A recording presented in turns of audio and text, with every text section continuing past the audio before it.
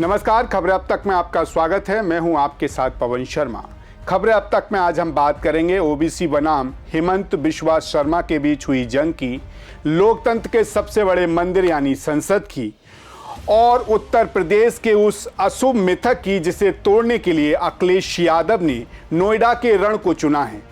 और साथ ही मणिपुर से आई उस डरावनी तस्वीर पर भी डालेंगे नजर, जहां राख होते आशियाने और पलायन करते लोग प्रशासन की मुस्तैदी पर सवाल खड़े कर रहे हैं। लेकिन इन सभी खबरों को विस्तार से जानने से पहले चलिए एक नजर डाल लेते हैं इस वक्त की हेडलाइंस पर।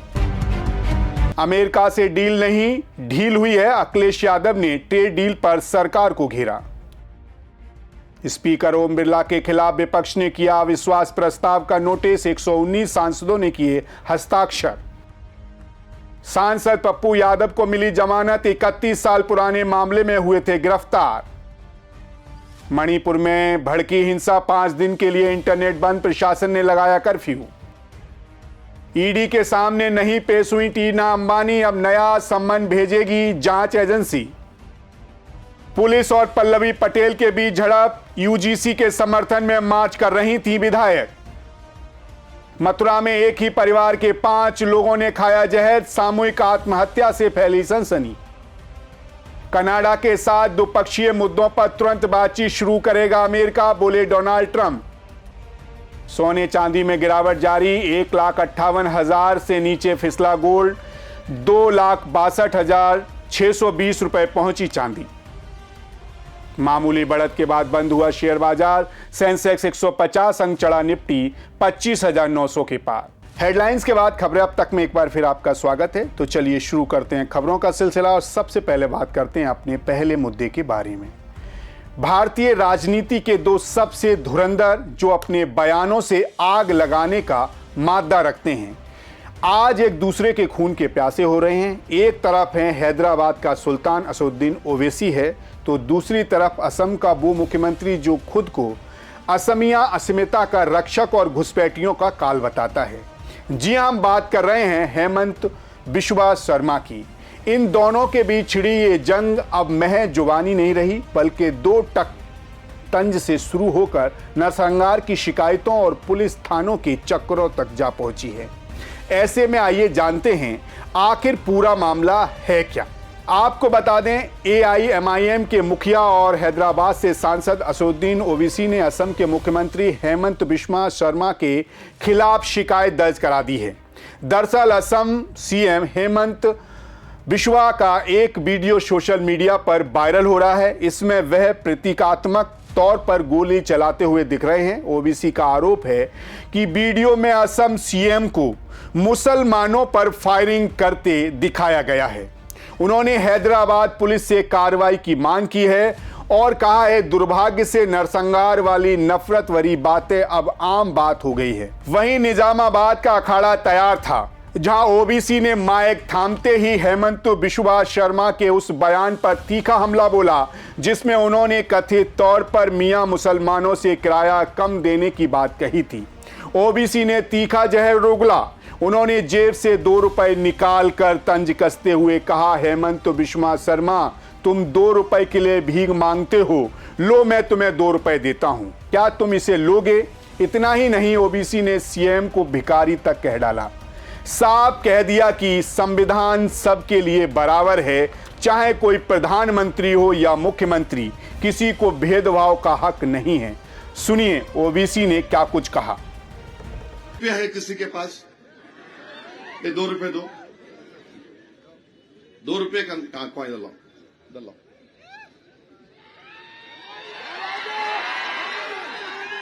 ये 2 रुपए है।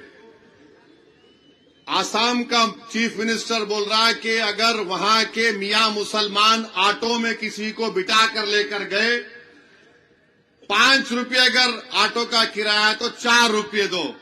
हेमंत बिश्वा शर्मा, ये 2 रुपए की भीख तेरे को देता हूं मैं, लेता क्या तू? बोल तू 2 रुपए का भिखारी है, मैं जानता हूं तेरे को। तू सिर्फ इतना कम आदमी है, इतना छोटा आदमी है कि गरीब जो ऑटो चलाता 5 रुपए 4 रुपए ले कहां लेता? बोल, देता हूं आके तेरे को। डालू तेरा अकाउंट में डाल दूं ये 2 रुपये को? बताइए आप, क्या है ये? भारत के आईन पर कसम खाते हम तमाम लोग। वो आईन बोलता है कि सब बराबर हैं, कोई भेदभाव नहीं करना चाहिए, मुख्यमंत्री हो, किसी को भी, प्राइम मिनिस्टर हो, मगर बोलता नहीं मियां होंगे तो ऐसा करेंगे। वोट डालना है तो बांग्लादेश में जाके वोट डालो। आसाम में तरकारी की कीमत बढ़ गई तो मियां जिम्मेदार है। अरे क्या है ये? तुम क्या करना चाहते हो? और बोलता है कि अब जब ये होगा, SIR होगा तो नाम निकाल देंगे। लो भाई 2 रुपये आपके, अब नहीं ले तो बोल रहा हूं, नहीं लो। लेकिन आपको बता दें, कहानी यहां खत्म नहीं होती। असली धमाका तो तब हुआ जब सोशल मीडिया पर एक AI वीडियो सामने आया। इस वीडियो में हेमंत बिस्वा शर्मा को एक काउबॉय के अंदाज में राइफल ताने दिखाया गया, जिसका निशाना कथित तौर पर टोपी और दाढ़ी वाले लोग थे। बस फिर क्या था, ओबीसी ने इसे नरसंहार का निमंत्रण बता दिया। उन्होंने हैदराबाद पुलिस कमिश्नर के पास जाकर क्रिमिनल केस ठोक दिया और आरोप लगाया कि शर्मा जानबूझकर मुसलमानों की भावनाओं को ठेस पहुंचा रहे हैं और मुल्क में नफरत का जहर उगल रहे हैं, या यूं कहें जहर घोल रहे हैं। उधर हेमंत बिस्वा शर्मा भी कम नहीं है। उन्होंने सीना ठोक कर ओबीसी की चुनौती स्वीकार की और कहा कि मुझे जेल जाने का कोई डर नहीं है, तुम चाहे जितने भी मुकदमे कर लो, मैं बांग्लादेशी घुसपैठियों के खिलाफ था, हूं और हमेशा रहूंगा। सुनिए। कहाँ कहाँ केस दिया है भाई? चलो जेल जाने के लिए तैयार रहूंगा, क्या करूंगा। असीदुद्दीन ओवैसी जो है, उन्होंने एक सर कंप्लेन लॉन्च किया आपके सर में। कहाँ? हाले वीडियो का लेकर। क्या क्या? मैं कोई वीडियो के बारे में नहीं जानता हूँ, और अगर मेरे बुरे ऊपर केस दिया है तो अरेस्ट कर लो, क्या आपत्ति है? मेरा कोई आपत्ति नहीं है, लेकिन अपना बातों में मैं हमेशा कायम रखूंगा।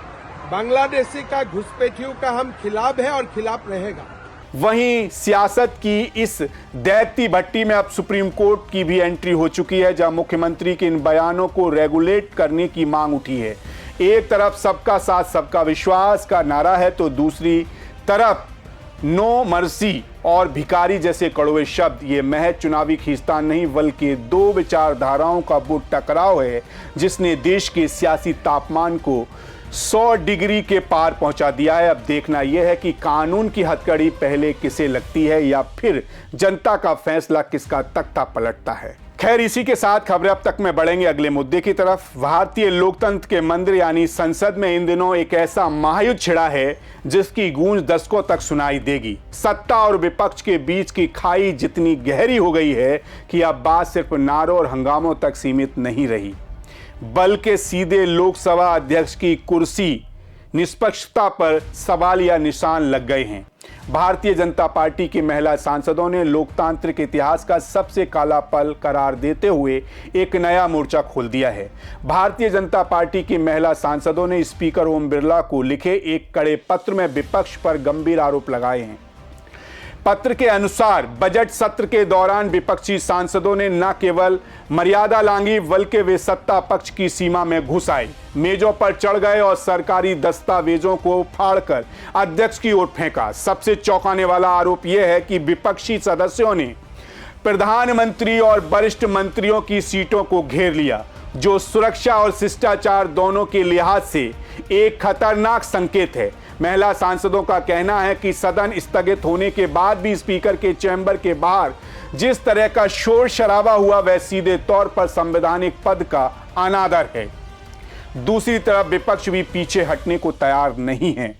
कांग्रेस, सपा और करीब 11 अन्य दलों ने मिलकर ओम बिरला के खिलाफ मोर्चा खोल दिया है। विपक्ष का आरोप है कि स्पीकर का रवैया पूरी तरह से पक्षपातपूर्ण है। उनका कहना है कि विपक्ष के नेता राहुल गांधी को बोलने से रोका जाता है, उनके माइक बंद करा दिए जाते हैं, जबकि सत्ता पक्ष को असीमित छूट मिलती है। कांग्रेस सांसद केसी वेणुगोपाल ने तो यहां तक कह दिया कि नेता प्रतिपक्ष, जिसे शैडो प्रधानमंत्री माना जाता है, उसे अपनी बात कहने का हक तक नहीं दिया जा रहा। प्रियंका गांधी ने भी तीखा हमला करते हुए कहा कि स्पीकर पर सरकार का भारी दबाव है, जिससे संसद की गरिमा धूमिल हो रही है। जाहिर है संसद में लोकसभा स्पीकर का पद निष्पक्षता, संवैधानिक पद मर्यादा और लोकतांत्रिक संतुलन का प्रतीक माना जाता है। लेकिन जब स्पीकर की भूमिका पर सवाल उठते हैं तो इसके खिलाफ कार्रवाई की एक तय संवैधानिक प्रक्रिया भी मौजूद है। संविधान के अनुच्छेद 94 के तहत लोकसभा अध्यक्ष को हटाने की प्रक्रिया बेहद जटिल और गरिमामयी है। इसकी कुछ शर्तें हैं, जैसे प्रस्ताव लाने से पहले 14 दिन की पूर्व सूचना देना जरूरी है। सदन में प्रस्ताव पेश करते समय कम से कम 50 सांसदों का समर्थन मिलना जरूरी है। इससे पास करने के लिए सदन की कुल तत्कालीन सदस्यों की संख्या के बहुमत की जरूरत होती है। हालांकि आपको बता दें कि भारतीय लोकतंत्र में ऐसा पहली बार नहीं हो रहा है, लेकिन इतिहास गवाह है कि अब तक कोई भी प्रस्ताव सफल नहीं हो पाया है। 1954 में भारत के पहले स्पीकर जीवी मांगलकर के खिलाफ प्रस्ताव लाया गया था। 1966 में सरदार हुकुम सिंह के खिलाफ मधुलिवे प्रस्ताव लाया गया। 1987 में बलराम जाखड़ के खिलाफ सोमनाथ चटर्जी ने मोर्चा संभाला, लेकिन विफल रहे। हालांकि इस बार की लड़ाई में एक ट्विस्ट है, ममता का इनकार। जी हां, जहां कांग्रेस और सपा ने 118 सांसदों के हस्ताक्षर के साथ हुंकार भरी है, वहीं टीएमसी ने इसे प्रस्ताव को खुद को अलग कर लिया है। ममता बनर्जी का मानना है कि इस पर और चर्चा की जरूरत है। टीएमसी का ये रुख विपक्षी गठबंधन इंडिया की एकजुटता पर बड़े सवाल खड़े कर रहा है। अखिलेश यादव का कहना है कि सरकार को सवालों से भागने के बजाय चर्चा करनी चाहिए। वहीं हरसिमरत कौर बादल ने इसे अपने 18 साल के कैरियर का सबसे निराशाजनक दौर बताया है। अब देखना यह है कि यह प्रस्ताव सदन के पलट तक पहुंच पाता है या फिर इतिहास की तरह यह सिर्फ एक राजनीतिक संदेश बनकर रह जाएगा। ये लड़ाई अब सिर्फ संख्या बल की नहीं, बल्कि संसद की साख और गरिमा को बचाने की हो गई है। खैर, इसी के साथ खबरें अब तक में बढ़ेंगे अगले मुद्दे की तरफ। सियासत के गलियारों में हलचल तेज है, क्योंकि उत्तर प्रदेश की राजनीति का सबसे बड़ा खिलाड़ी अब उस मैदान में उतरने जा रहा है जहां जाने से बड़े बड़े सूरमाओं के पसीने छूट जाते हैं। जी हां, समाजवादी पार्टी के मुखिया अखिलेश यादव ने 2027 के महासंग्राम का शंखनाद कर दिया है और चौंकाने वाली बात यह है कि उन्होंने इसके लिए किसी सुरक्षित किले को नहीं, बल्कि भारतीय जनता पार्टी के सबसे मजबूत गढ़ नोएडा को चुना है। जी हां, वही नोएडा से उत्तर प्रदेश की राजनीति में मुख्यमंत्रियों के लिए अशुभ माना जाता रहा है। एक ऐसा मिथक जिसे तोड़ने की हिम्मत कम ही लोग जुटा पाते हैं। वहां से अखिलेश यादव अपनी पीडीए यात्रा का आगाज करने जा रहे हैं। 28 मार्च की तारीख नोट कर लीजिए, क्योंकि रामनवमी के ठीक अगले ही दिन नोएडा की सड़कों पर जब सपा का चुनावी रथ दौड़ेगा तो उसकी गूंज सीधे लखनऊ के पंचम तल तक सुनाई देगी। खास बात तो यह है कि अखिलेश यादव ने एक बार फिर अपनी रणनीति में बड़ा बदलाव किया है। आमतौर पर सपा अपने अभियान का आगाज पूर्वांचल से करती रही है, लेकिन इस बार नजरें पश्चिमी उत्तर प्रदेश पर हैं, क्योंकि नोएडा से शुरुआत करने के पीछे एक गहरी सियासी चाल है। दरअसल सपा भारतीय जनता पार्टी के अधमे किले में सेंध लगाना चाहती है। 2022 के चुनाव में गौतम बुद्ध नगर की तीनों सीटों पर सपा का सूपड़ा साफ हो गया था। अखिलेश यादव उसी घाव पर मरहम लगाने और पश्चिम के मतदाताओं को यह संदेश देने जा रहे हैं कि 2027 में उनकी सरकार का फोकस इस क्षेत्र पर सबसे ज्यादा होगा। वहीं अखिलेश का नारा साफ है कि पी से पिछड़ा, डी से दलित और ए से अल्पसंख्यक। 2024 के लोकसभा चुनाव में इसी फॉर्मूले ने सपा को उत्तर प्रदेश की सबसे बड़ी पार्टी बनाया था। अब अखिलेश इसी मैजिक नंबर के साथ हर विधानसभा क्षेत्र को मतने की तैयारी में है। दिलचस्प बात तो यह है कि इस बार सपा सिर्फ पिछड़ों और दलितों की बात नहीं कर रही, बल्कि यूजीसी के नियमों को लेकर ब्राह्मण समाज में जो नाराजगी है, अखिलेश उसे भुनाने के लिए तैयार है। सपा का वायदा है कि न्याय सबके साथ होगा। हालांकि उत्तर प्रदेश की राजनीति में एक पुरानी कहावत रही है कि जो मुख्यमंत्री नोएडा गया उसकी कुर्सी गई। वीर बहादुर सिंह से लेकर मायावती तक कई उदाहरण इस डर को पुख्ता करते रहे हैं, लेकिन अखिलेश यादव अब इस अंधविश्वास को विकास और सामाजिक न्याय की राजनीति से कुचलना चाहते हैं। 2024 की ऐतिहासिक जीत के बाद सपा कार्यकर्ताओं का जोश सातवें आसमान पर है। अखिलेश जानते हैं कि अगर उन्होंने नोएडा और पश्चिमी उत्तर प्रदेश के जिलों में भारतीय जनता पार्टी के वोट बैंक में सेंध लगा दी तो 2027 की राह बेहद आसान होने वाली है। तो तैयार हो जाइए, क्योंकि उत्तर प्रदेश की राजनीति अब ड्राइंग रूम से निकलकर सड़कों पर उतरने वाली है। अखिलेश यादव का करीब 11 महीने पहले ही चुनावी मूड में आना यह साफ बताता है कि वो इस बार कोई कोर कसर बाकी छोड़ना नहीं चाहते। ये सिर्फ एक यात्रा नहीं, बल्कि योगी आदित्यनाथ के किले को सीधे चुनौती देता है। नोएडा से शुरू होने वाली ये पीडीए लहर क्या उत्तर प्रदेश के बाकी हिस्सों में भारतीय जनता पार्टी के कमल को मुरझाने पर मजबूर कर पाएगी, या अखिलेश यादव सवर्णों, पिछड़ों और दलितों का ऐसा सोशल इंजीनियरिंग गुलदस्ता तैयार कर पाएंगे जो सत्ता की चाबी उनके हाथ में सौंप दें। खैर, अखिलेश यादव का ये दाव मास्टर स्ट्रोक साबित होगा या फिर नोएडा का वो पुराना मिथक एक बार फिर हावी होगा, ये तो आने वाला वक्त ही तय करेगा।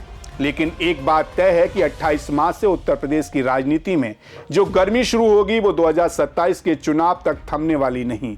समाजवादी पार्टी का रथ तैयार है, झंडे लहरा रहे हैं और अखिलेश की नज़र अब सीधे सीएम की कुर्सी पर है। खैर, जाते जाते आपको आज के अहम मुद्दे से रूबरू कराते हैं। मणिपुर में शांति की कोशिश को एक बार फिर बड़ा झटका लग गया है। लंबे समय से जातीय संघर्ष झेल रहे राज्य का उखरुल जिला अब हिंसा की नई आग में झुलस रहा है। तांगखुल, नागा और कुकी समुदाय के बीच उपजे तनाव ने हिंसक रूप अख्तियार कर लिया है, जिसके बाद प्रशासन ने पूरे जिले में कर्फ्यू लागू कर दिया है। 5 दिनों के इंटरनेट सेवाओं को पूरी तरह से बंद किया गया है। दरअसल हिंसा की शुरुआत एक मामूली विवाद से हुई थी, जिसे देखते ही देखते सांप्रदायिक तनाव में बदल गई। लीटन गांव में तांगखुल तांगा समुदाय के एक व्यक्ति के साथ मारपीट की खबर आई, जहां मामले को सुलझाने के लिए एक बैठक बुलाई गई थी, लेकिन वह हो ना सकी और रात के अंधेरे में सशक्त बदमाशों ने गांव में तांगखुल समुदाय के घरों को आग के हवाले कर दिया। इसके बाद जवाबी कार्रवाई में कुकी समुदाय के घरों को भी निशाना बनाया गया। मणिपुर के मंत्री गोविंद के अनुसार अब तक कम से कम 21 घर खाक हो चुके हैं। दहशत का आलम यह है कि पहाड़ियों से घिरे इस इलाके में अब भी रुक रुक कर गोलाबारी की आवाज़ें सुनाई पड़ रही हैं। वहीं जान बचाने की जद्दोजहद में सैकड़ों ग्रामीण अपना सब कुछ छोड़कर भागने को मजबूर हैं। वहीं बिगड़ते हालात को देखते हुए मणिपुर सरकार ने, गृह विभाग ने सख्त कदम उठाए हैं। इंटरनेट को 5 दिनों के लिए निलंबित कर दिया गया है। जिले में धारा 144 के साथ साथ सख्त कर्फ्यू लगाया गया है। अतिरिक्त सुरक्षा बलों को संवेदनशील इलाकों में फ्लैग मार्च करने के निर्देश दिए गए हैं। फिलहाल स्थिति को नियंत्रण में बताया जा रहा है, लेकिन तनाव कम नहीं हुआ तो पुलिस आगजनी के कारण उसमें शामिल उपद्रवियों की पहचान करने में जुटी है। मणिपुर की ये ताजा हिंसा बताती है कि राज्य में जमीन पर हालात अभी भी बेहद नाजुक हैं। एक छोटी सी चिंगारी पूरे जिले को अपनी चपेट में लेने के लिए काफी साबित हो रही है। राजनीति की ये सुलगती खबरें साफ कर रही हैं कि आने वाला वक्त दावपेच और टकराव से भरा होने वाला है। चाहे ओबीसी हो या शर्मा की जुबानी जंग हो, संसद की मर्यादा का संग्राम या फिर अखिलेश यादव का नोएडा से शुरू हुआ मिशन 2027, हर खबर सत्ता के समीकरण बदलने का दम रखती है। फिलहाल खबरें अब तक में आज के लिए बस इतना ही, लेकिन खबरों का सिलसिला, सच की तलाश और तीखे सवालों का दौर लगातार जारी रहेगा। फिर आपसे मुलाकात होगी कुछ और नई खबरों और इसके पीछे छिपे बड़े सच के साथ। नमस्कार, देखते रहिए सी न्यूज़ भारत, हर खबर आपके साथ, आपके हाथ।